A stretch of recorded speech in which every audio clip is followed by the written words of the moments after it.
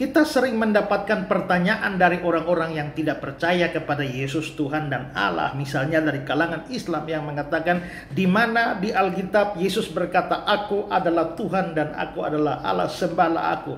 Bahkan ada yang berkata, jikalau Yesus pernah mengatakan begitu, bisa ditunjukkan ayatnya, saya jadi Kristen.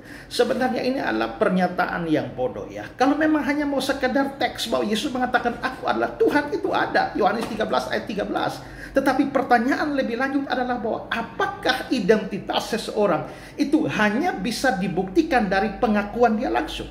Saya adalah Ezra. Apakah saya adalah Ezra hanya benar kalau saya dari mulut saya sendiri mengatakan saya adalah Ezra loh? Apakah kesaksian-kesaksian orang lain yang tahu bahwa saya adalah Ezra itu menjadi tidak bernilai? Saya adalah pendeta. Apakah saya adalah pendeta baru bisa dipercaya kalau saya sendiri mengatakan saya ini pendeta loh? Apakah orang-orang lain yang mengatakan bahwa saya adalah pendeta menjadi tidak bisa dipercaya? Jelas tidak. Karena itulah maka ketuhanan dan kealahan Yesus tidak hanya dibuktikan dari pernyataan langsung aku Tuhan dan aku Allah. Konfirmasi dari pihak lain itu juga menentukan. Murid-murid mengatakan dia Allah. Murid-murid mengatakan dia Tuhan. Malaikat juga konfirmasi dia Tuhan. Tetapi yang lebih daripada itu adalah pernyataan dari Allah Bapa. Kita percaya Allah Tritunggal, orang Kristen percaya Tritunggal, Bapa, Anak, Roh Kudus, setara. Dan di dalam Ibrani 1 ayat 8 kita melihat bahwa Bapa sendiri menyatakan Yesus itu adalah Allah. Dalam Ibrani 1 ayat 8 dikatakan, tetapi tentang anak ia berkata, ia itu adalah Allah Bapa. Tetapi di sini tentang anak itu terjemahannya tidak tepat. Di dalam versi King James, but unto the Son, tetapi kepada anak ia berkata, Bapa berkata. Berarti Bapa sedang berkata kepada anak. Berkatanya bagaimana?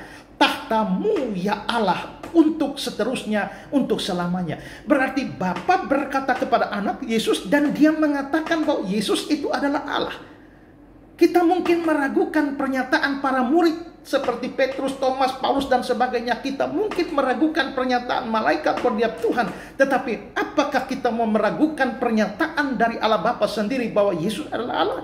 Karena itulah maka Yesus adalah Allah itu buktinya sangat kuat di dalam Alkitab. Tak mungkin dia bukan Tuhan dan bukan Allah. Karena itu abaikanlah pertanyaan-pertanyaan bodoh dari orang-orang yang tidak percaya. Marilah kita teguh berpegang pada kitab suci kita yang dengan jelas mengatakan Yesus Tuhan dan Allah.